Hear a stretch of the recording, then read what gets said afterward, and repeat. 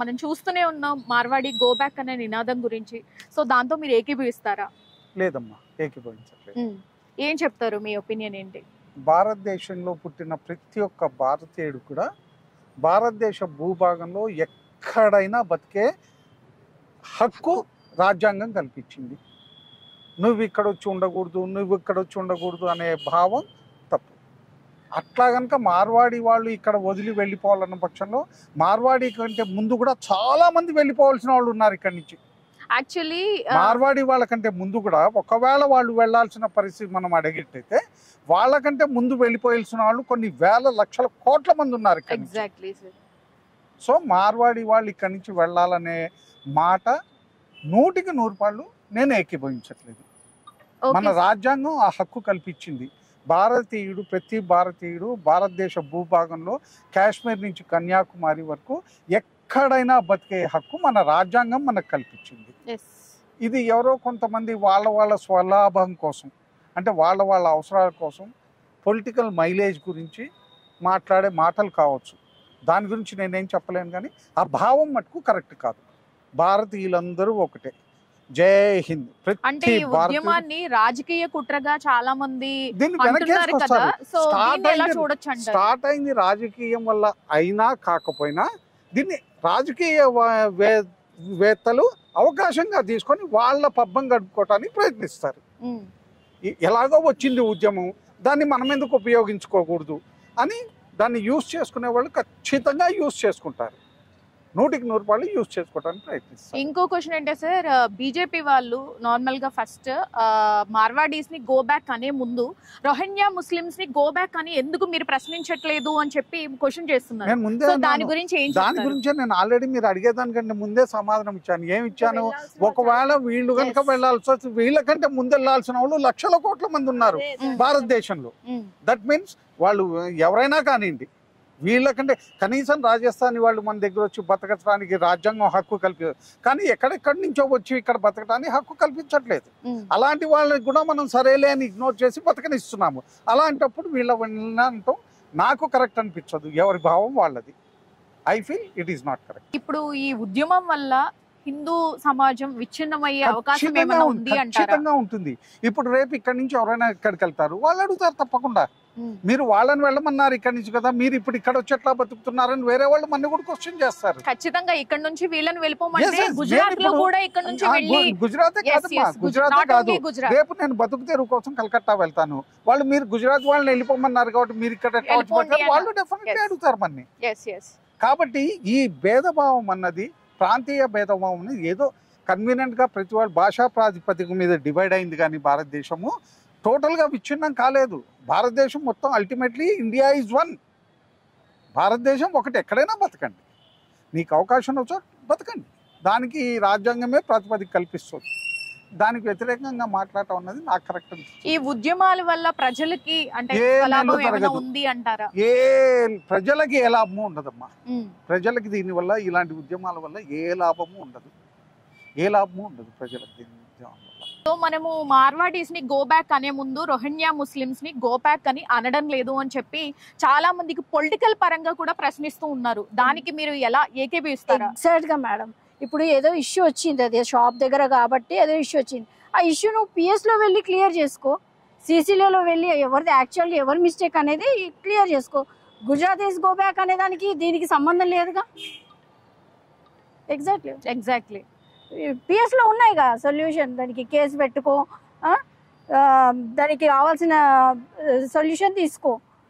అనవసరంగా గుజరాతీస్ని go back అనడం. దానికన్నా ముందు వీళ్ళందరూ ఉన్నారుగా, బంగ్లాదేశ్ నుంచి వస్తున్నారు, పాకిస్తాన్ నుంచి వస్తున్నారు, ఎంతమంది వచ్చి ఉంటున్నారు. ఇక్కడ హైదరాబాద్లో లేరా? వాళ్ళు గొడవలు చేయట్లేదా? వాళ్ళని అనట్లేదు గో బ్యాక్ అని. ఏ పొలిటికల్ లీడర్ పట్టించుకొని అంటున్నాడు దాన్ని? ఇప్పటి వరకు బండి సంజయ్ కావచ్చు, మాధవి లత కావచ్చు, రాజ్ సింగ్ కావచ్చు, ఈ విషయం మీద మనకి అంటే లైక్ గో బ్యాక్ అనే నినాదం గురించి కావచ్చు, అలాంటి గవర్నమెంట్ కూడా ఎలాంటి స్పందన కూడా చేయలేదు, రెస్పాన్స్ కాలేదు. అసలు ఇప్పటి వరకు రెస్పాన్స్ కాలేదు. మధ్యలో వీళ్ళు మరి కార్యకర్తలు చేయిస్తారా, లేకపోతే పొలిటికల్ గా డైరెక్ట్ గా రాజకీయ కుట్రగా చూడొచ్చు అంటారా? డెఫినెట్లీ డెఫినెట్ గానే ఉండొచ్చు. ఎందుకంటే అదేదో బండి ఏదో తగిలింది వాళ్ళ షాప్ ముందు పెట్టినందుకు అది పిఎస్ లో వెళ్ళి క్లియర్ చేసుకో, కేసు పెట్టుకో కోర్టులో. మీ ఇద్దరి మధ్యలో జరిగింది, అందరు గుజరాతీస్ మీద తీయడము, కమ్యూనిటీని మొత్తం అంటే ఒక్కళ్ళు చేసిన తప్పుకి కమ్యూనిటీని మొత్తం టార్గెట్ చేయడం అనేది మీ ఒపీనియన్ లో కరెక్ట్ కాదు. అది మీ ఇద్దరు జరిగింది. ఓకే, నువ్వు హైదరాబాదు, తను గుజరాత్, బండి పెట్టిండో కారు పెట్టిండో, మీ ఇద్దరికి ప్రాబ్లం అయింది. మీరు ఇద్దరు కోర్టులో చూసుకోండి, పోలీస్ స్టేషన్.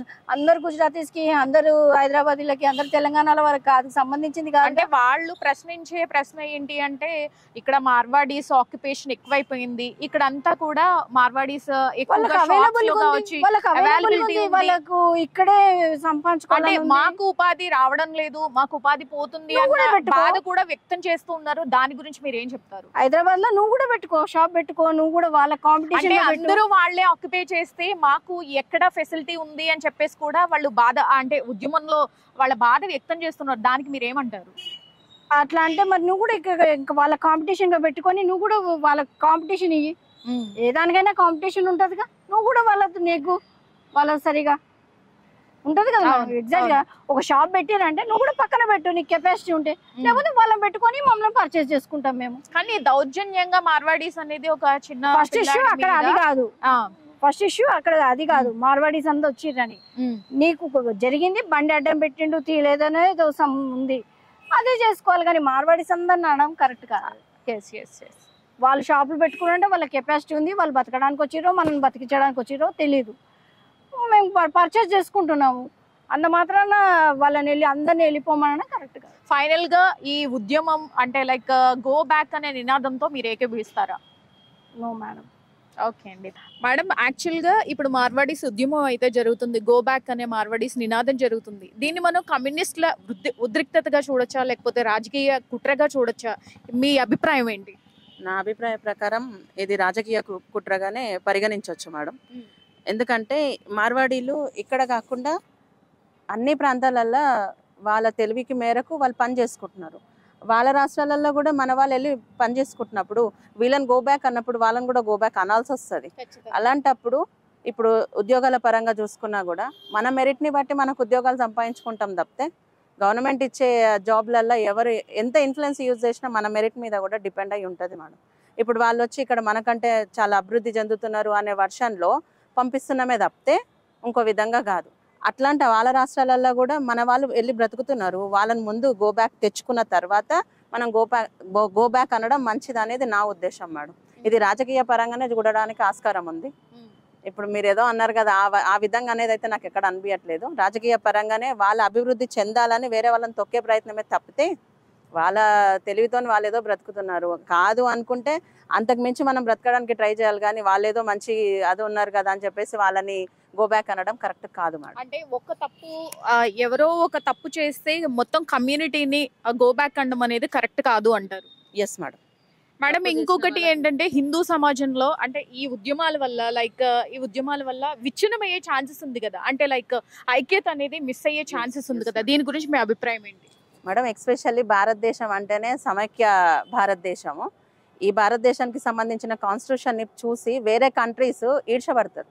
ఎందుకంటే సమానత్వం గురించి కొట్లాడింది ఈ దేశంలోనే, సమానత్వం ఉన్నది కూడా ఈ దేశంలోనే మేడం. ఆ విధంగా చూసుకుంటే ఇది కరెక్ట్ కాదు. అంటే మనకి ఇండిపెండెన్స్ వచ్చి 79 సంవత్సరాలు నిన్నటికి కావస్తుంది. సో మీ ఉద్దేశంలో మనకి డెవలప్మెంట్ అనేది కావచ్చు, ఫ్రీడమ్ కావచ్చు వచ్చిందని మీరు అనుకుంటున్నారా ఒక లాయర్ గా? మేడం, వచ్చిందని అందరు అంటున్నారు కానీ ఇన్ డెప్త్కి వెళ్ళి చూస్తే దళితులు అనే వాళ్ళకి మాత్రం ఇంకా ఇండిపెండెన్స్ రాలేదు. ఎక్స్పెషల్లీ ఆడపిల్లలకు మాత్రం అస్సలు రాలేదు. 60 ఏళ్ళ అమ్మాయికి నానమ్మకి అది లేదు, 6 నెలల పాపకి కూడా ఎక్కడ సెక్యూరిటీ లేదు మేడం. ఆ పరంగా చూసుకుంటే ఇండిపెండెన్స్ రాలేదు మేడం. నా ఉద్దేశంలో ఇండిపెండెన్స్ రాలేదు. కానీ అభివృద్ధి చెందుతుంది అంటే ప్రతి ఒక్క కంట్రీ నుంచి, ప్రతి ఒక్క స్టేట్ నుంచి, హైదరాబాద్లో ఎక్స్పెషల్లీ మన రంగారెడ్డి డిస్ట్రిక్ట్లో చూసుకున్నా, తెలంగాణలో చూసుకున్నా, వేరే ప్రాంతం నుంచి ఇక్కడ వలస వచ్చి ఈ ప్రాంతం నుంచి వేరే ప్రాంతానికి వలస పోయిన వాళ్ళు బ్రతుకుతున్నారు కదా, వాటి మీద ఈ గో బ్యాక్ అనేది బాగాలేదు. ఇండిపెండెన్స్ ఎక్కడా లేదు మేడం. మన భారతదేశంతో పోల్చుకుంటే వేరే దేశంలో ఇంకా దరిద్రంగా ఉంది. అది చెప్పాల్సిన అవసరం లేదు. ఎందుకంటే చదువుకున్న వాళ్ళకి, చదువుకున్న వాళ్ళకి వార్తలు చూసారంటే ప్రతి ఒక్కటి తెలిసిపోతుంది. ఆ విధంగా చూసుకుంటే మాత్రం ఆడపిల్లలకి ఇంతవరకు ఇంకా ఇండిపెండెన్స్ రాలేదనే చెప్పుకుంటున్నా. అవి ఉత్సవాలు మాత్రమే, ఏ విధంగా రాలేదు మేడం. ఇంకొకటి, ఈ కంట్రీ నుంచి వేరే కంట్రీకి పోయినా, ఈ స్టేట్ నుంచి వేరే స్టేట్కి పోయినా ఆ పిల్లలు మంచిగానే ఉన్నారు అని మనకు ఫోన్ చేసి చెప్పేంత వరకు, ఇంక్లూడింగ్ బాయ్స్ కూడా చెప్తున్నా నేను, అక్కడ కొట్టింది తెలియదు, తిట్టింది తెలియదు, చంపింది తెలియదు, బాడీ వచ్చి ఇంటి దగ్గరకు వచ్చేంత వరకు తెలియదు మేడం. ఎక్కడొచ్చింది మేడం స్వాతంత్రం? రాలేదు. ఎగ్జాక్ట్లీ. ఇప్పుడు బండి సంజయ్ గారు కావచ్చు, మాధవీలత గారు కావచ్చు, ఈ ఉద్యమాన్ని గురించి కొన్ని వ్యాఖ్యలు అయితే చేయడం జరిగింది. అంటే మీరు మార్వాడీస్ ని గో బ్యాక్ అనే ముందు రోహింగ్యా ముస్లిమ్స్ ని గో బ్యాక్ అని ఎందుకు అనడం లేదు, ఎందుకు మీరు స్పందించట్లేదు దానికి అని చెప్పేసి క్వశ్చన్ చేశారు. దీనికి ఏం చెప్తారు? నా క్వశ్చన్ కూడా అదే మేడం. అంటే రాజకీయ పరంగా నేను అదే చెప్పిన మేడం, ముందు రాజకీయ పరంగానే చూడాలి దీన్ని, అంతే తప్పితే వేరే విధంగా లేదు మేడం. రాజకీయ పరంగా ఆమె వాళ్ళు ఆలోచిస్తే అలాంటి వర్షన్ మళ్ళీ వాళ్ళు మాట్లాడరు. ఫస్ట్ వాళ్ళ అభివృద్ధి ఏదో ఉంది కాబట్టి ఇదంతా చేస్తున్నారు అనేది మా వర్షన్. మనము మార్వాడి గో బ్యాక్ అనే నినాదం గురించి మనం వింటూనే ఉన్నాం. అలాగే అమంగల్ బంద్ కు స్థానికంగా కూడా పెద్ద చర్చనీయాంశంగా మారింది. సో దీనికి ప్రజలు ఇబ్బందులు పాలయ్యే అవకాశం ఉందంటారా? మీ దృష్టిలో ఏం చెప్తారు? ప్రజలు ఇబ్బందుల పాలయ్యే అవకాశం లేదు. ఇది నాకు తెలిసి ఆర్టిఫిషియల్ మూమెంట్. ఇది బీజేపీకి మార్వాడి అనే కమ్యూనిటీ అంటే ఆర్థికపరమైనటువంటి సహాయ సహకారాలు అందిస్తుంది అన్నటువంటి ఒక కుట్ర కోణంలో భాగంగా ఈ అంశాన్ని కొంతమంది ఉద్యమకారులే కావచ్చు, లేకపోతే ఇంకోరైనా కావచ్చు, దీన్ని ఆసరాగా తీసుకొని బీజేపీని డ్యామేజ్ చేయాలనే కుట్రలో భాగంగా ఈ మార్వాడి గో బ్యాక్ నినాదాన్ని ఎత్తుకున్నారు. నేనేమంటున్నా, మార్వాడి కమ్యూనిటీ బీజేపీకి వెన్నుదన్నుగా ఉంటే రెడ్డి కమ్యూనిటీ కాంగ్రెస్ పార్టీకి వెన్నుదన్నుగా ఉంది. కాబట్టి ఇవి పెద్ద అంశాలు చర్చనీయాంశం కాదు. ఏ కమ్యూనిటీ ఏ పార్టీకి, ఇప్పుడు కమ్మ కమ్యూనిటీ తెలుగుదేశానికి వెన్నుదన్నుగా ఉంది, వెల్మ కమ్యూనిటీ టీఆర్ఎస్ పార్టీకి లేదా బీఆర్ఎస్కి వెన్నుదన్నుగా ఉంది. ఇట్లా చెమ్మార్ కమ్యూనిటీ చూసుకున్నట్టయితే ఉత్తర భారతదేశంలో బీఎస్పీకి అనుకూలంగా ఉంది. కాబట్టి కులాల పరంగా వ్యాపారస్తులను ఇబ్బంది పెట్టడం అనేది కరెక్ట్ కాదు. ఎవరికైనా వెన్నుదన్నుగా ఉండొచ్చు, ఎవరికైనా చేయొచ్చు. దీనివల్ల ప్రమాదం ఏంటంటే ఈ దేశానికి, భారతదేశ సమైక్యతకు, ఫెడరల్ సిస్టానికి ఇబ్బంది అయ్యేటువంటి అవకాశాలు ఉన్నాయి. కాబట్టి ఇట్లాంటి నినాదాలు ఉత్తర భారతదేశంలో కూడా సౌత్ ఇండియన్స్ గో బ్యాక్ అనే నినాదం కూడా వచ్చే ప్రమాదం ఉంది. కాబట్టి అక్కడ మన వాళ్ళు పెద్ద పెద్ద కాంట్రాక్టులు చేస్తూ ఉన్నారు. సో కాబట్టి ఇట్లాంటి నినాదం ఏదైతుందో artificial movement is not correct. దీనికి బదులుగా ఇంకేదైనా ఈ దేశంలో పేద ప్రజలకు కావచ్చు, నిరుద్యోగులకు కావచ్చు, లేకుంటే మహిళలకు కావచ్చు, ఇంకేమైనా వెల్ఫేర్ స్కీమ్స్ తీసుకురావాలనేటువంటి వేరే పోరాటాలు చేస్తే బాగుంటుంది అనేది నా యొక్క అభిమతం మేడం.